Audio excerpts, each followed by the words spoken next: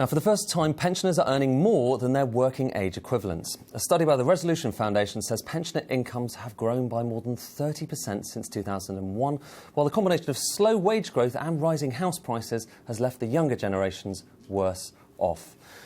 Joining me to dig into the detail is Conor D'Arcy, a policy analyst at the Resolution Foundation. Conor, thanks for joining us here. And it's perhaps that finding about how pensioners are now doing better with their incomes than working age people, which I think might be striking for people. We can put a chart up, I think, just showing that how that's happened over the course of the last few years, how there has been that overtaking. And you can see here, pensioners, the red line there, overtaking working age families for the first time. Is this a big moment we're talking about here? I think it is. I mean, as you can see, that gap has really narrowed over the last few years.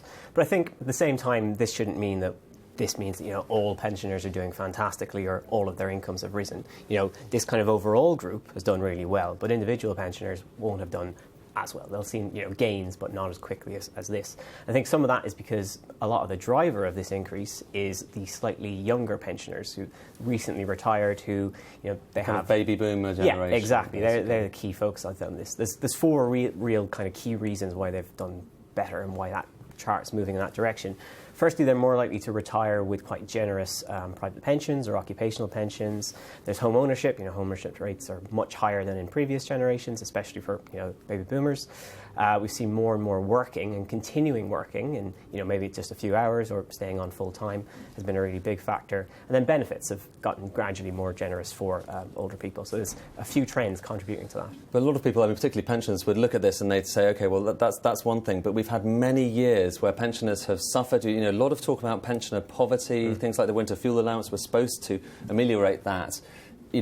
This is just a recent thing, they would say, and it is tough for many pensioners and has been for some time. Absolutely. I mean, we're not taking away from the existence of pensioner poverty. And I think the overall story here is a really positive one. It's great that we've seen more and more pensioners being better off. But I think it's just that we need to make sure that working age people, some of the cuts that they're facing in their in-work benefits and other things like, can they get on the housing ladder? I think those are some of the other challenges that this kind of highlights. And you mentioned the housing ladder. I've got one other chart, which is also from your report, or one we've adapted, showing different generations and how many of them are able to get on the housing ladder. And the big blue chunk that we see in each of those lines shows you who is a homeowner. And you can see baby boomers, lots of them, about 70%. Generation X, so that's the next one up to the end of the 70s, about 50%. But millennials really struggling to get on the housing ladder there. Yeah, I think, so there's a short-term issue of how much this costs, and, living in private rented accommodation is just more expensive in general than having a mortgage. But I think you also need to consider the longer-term implications of this, because for that baby boomer generation, they're not paying very much for their housing in their retirement because it's they've paid off their mortgage. Whereas for the millennials, if they haven't managed to buy their own home or completely pay off their mortgage by the time they're hitting 60 and 70, that's another extra cost and a pressure on their living standards then. And just very quickly, if you had to give kind of one policy which would help to sort that out, what would it be? I mean, house building is definitely one really important one, as well as looking at in-work benefits and the support that goes to working age people today, I think is a really key one.